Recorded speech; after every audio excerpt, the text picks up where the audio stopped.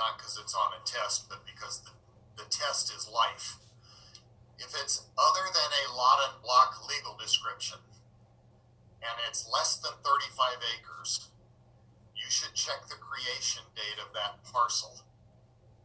The way you do that is you call up your friendly title company, call up Fidelity there, our sponsor, and say, would you guys please send me a copy of the vesting deed where this property was first described in its current legal description. Okay, that's what you're after. If that deed was made prior to May 8, 72, you're okay because it's a legal pre-Senate 35 bill property. If it's after May 8, 72, it'll be an illegal subdivision, most likely, and you'll have to do some more investigating with the county land use department to find out whether they treated it as legally subdivided, because they have a couple of things. If it was subdivided prior, if you have evidence that it was created by survey prior to May 8, 72, you can bring that in. They also have things sometimes called county exemptions, where the county issued a lot of exemptions around 1972 because a lot of them didn't have a development process in place at the time. So they had projects going and they're like, well, do we treat them as good or not good? And in our county, they finally said, okay, here's a list. We're going to treat all these as though they were properly subdivided and issue an exemption for them. So if it has a subdivision exemption, but you need to do some investigating with the county land use people to find out whether they consider it to be a legal parcel or not. If it's an illegal parcel, you won't get a building permit or a well permit until it's platted. Okay? So you don't want to wait on the well registration. But here's what's involved in the well registration. You have to fill out a form, a well permit application form. It's a registration of existing well. You have to say, here's how deep the well is. Here's the production of it. Here's when it was first put to use. You have to put a whole bunch of information in there. And if you're going to claim historic uses, you got to give some evidence for what they are. Because if when the water commissioner goes out to inspect the property, if you tell him, oh, it was historically used for horses, and the water commissioner goes out and he doesn't see any evidence of a barn or any manure or anything like that, he's going to go, yeah, I'm not seeing that. So there's another form called historic use information, where you might have to find the old guy in the neighborhood who's been around there since Who Flung the Chunk and get him to fill out an affidavit that, yeah, they had chickens, they had cows, they had horses, all that kind of stuff, and you present that as evidence of historic use. So you're probably going to spend, the well permit application fee is $100, but you're probably going to spend $500 or $600 with a well pumping company to help you with getting the technical information on the well, so that you can apply for that. So once you get all that done, you ship it up to Denver online. Once they receive it, they'll assign a number to it. Then they'll send you a bill by email, and you have to pay the bill, and then they'll process your application, and they have 45 days to do it.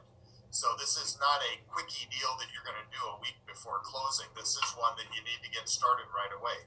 My policy as a listing broker is, if I have a property with an unregistered well, I tell my seller, we need to get the thing applied for now so that we have the well permit in hand when the buyer shows up.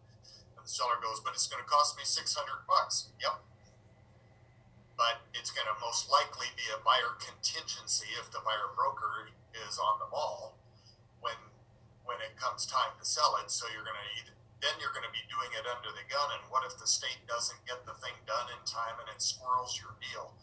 Just get on the stick and do it now. Okay? All right. How common is it to find an unregistered well, and how likely is it to be approved? It's very common to find them. They're even in the city, right? Because before they had municipal water systems, there are a lot of wells. You go through Denver, you'll probably still see when they're having water rationing, you're driving down the street and everybody's got a brown lawn, then all of a sudden you see somebody with a green one, and you look around and, oh, there's a little sign in the yard that says well water. So there are a lot of them out there in the city as well as outside the city. So that's why listing brokers, it should just be on your due diligence checklist to get all the well information when you list the property. Are they likely to be accepted and registered by the city or not? The state? It depends. I had one down here in Colorado Springs on the north end of town, and the house is hooked up to municipal water supply, and the lawn is hooked up with irrigation to the well. And in our case, I'm going to try something here. Somebody gave me an idea to try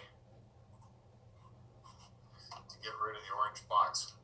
Anyway, I wasn't sure because one of the questions on the well permit application is there a municipal water supply available?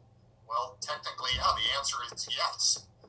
But so when the buyer said, well, we'd like to keep the well water because paying the city for water is really expensive to irrigate, and it was a 1 acre lot, and it was very attractive to them to be able to pump well water, which they didn't have to pay for except for the electricity for the pump. So I said, well, if that's important to you, we should apply for a well permit as part of the contract on the house. And we did, and in our case, the state approved it. I've had other ones where they say, no, that, the property can now be served by municipal supply, so we're not going to register it. Ours, we applied for a replacement well. But I don't know, which is why I say don't leave it till closing. Get it done as part of the deal, then you know for sure. So if you're not positive what kind of a well permit you can get or whether you can get one, then the safest thing for the buyer is to make it a contract contingency so that if you don't get one, the buyer can bail out. So let me give you a number. I'll give you guys a phone number. It is 303-866-3581. That's the Division of Water Resources. And 303-866-3587 is what they call the groundwater desk. That's the floor desk where people answer questions. They take turns answering questions from people that call into the Division of Water Resources. So those are good resources to give to your buyer. So you can say, here, call the groundwater guys. They would be considered expert assistants. So that way you're giving them information they can use to find out more data. Okay, does the well permit require a flow meter? And is there one if it says, yeah, there's supposed to be a meter? Okay, it says a totalizing flow meter will be installed and records will be maintained. You're looking at the house, you go down the mechanical room, and you see they got a 50-gallon hot water heater, natural gas. You're looking at forced air gas furnace, so you can fill out all that stuff in the MLS. One of the things you look for is, oh, there's a pressure tank. There should be a flow meter on the water line somewhere coming into the house in or around that area. I don't see one anywhere, so if there's supposed to be one and there isn't one, then you should advise the seller to put one on, because that's an adverse material fact you'd have to disclose to the buyer if you know it's missing. So we want to make sure that we're giving our sellers good advice. Okay. If there is a meter, ask the seller if he's got any records of his use. I have yet to run into an owner who has records of his use, despite the fact that that's what the well permit says is supposed to happen. So if you want to be useful to your client, give them make them up a little, this is a marketing thing that has some legs for you. Make them up a little sheet that says date, meter reading, water meter reading, well records for this property. This form is brought to you courtesy of Wilson Leonard, God's gift to real estate in your area. remember me when it's time to sell. Make them a little marketing piece and it's just got like a table, and all they got to do is every Halloween, that's when they want to do it, unless there's a water augmentation plan that requires it to be read more frequently. Every Halloween, that's the end of the augmentation year, just have them read it on Halloween and write down their numbers, and then they have them if the state ever asks for them. And then they've got their diversion records. Okay. Has the seller received any letters from the state or the homeowners association regarding well misuse? We're getting a lot of letters anymore from the state engineer's office. Hey, we read your water meter readings and you guys overpumped your well by 200,000 gallons last year. We need to find out why this is happening and fix it. Otherwise, we're going to come and curtail your well. So you remember in the seller's property disclosure form, one of the questions is there a governmental or quasi-governmental agency that's provided any notices to the seller? That would be one, okay? And if there is an augmentation plan in the subdivision with a homeowners association, any owner who overpumps their well means they divert more water out of it than they're allowed to, is most likely also in violation of the covenants, because the covenants will include abide by the water augmentation plan. So people need to pay attention to what they can do with their water and how much of it they can use.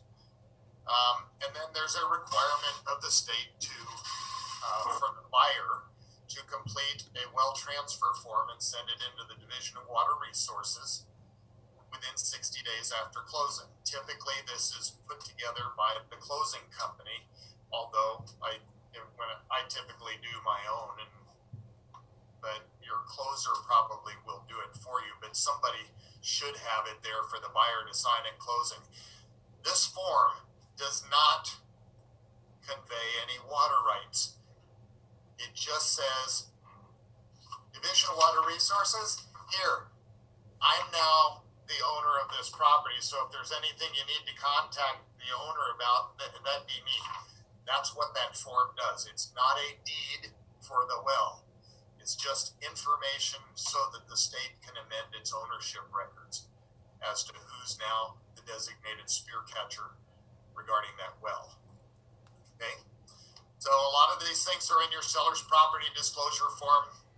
And then at the end of your outline, there should be a flow chart that will help you know whether you need to register the well or what to watch for when you go through it. Okay? So if it doesn't have a well on it, but it needs a well, then there are a couple of things you'll want to find out. In some of the newer subdivisions, it's pretty well documented. They probably have it on the homeowner association website. The one that I just got done finishing, my last subdivision, I just sold out the last one this month. Hallelujah. That particular one, we posted everything on the homeowner association website and doesn't require a login. So anybody that wants to go there and get it can. Brokers, buyers, sellers, anybody. We just want the information out there, and I don't want them bothering me as the homeowner association president to get that. So in our subdivision, it's pretty clear because we have a decree and an augmentation plan. Everybody gets 5,000 square feet of lawn and garden. You get a well in a particular aquifer, so it's pretty straightforward. But if you're not sure whether you can get one or not, just apply for it as a contingency in the sale contract. Okay, it's $100.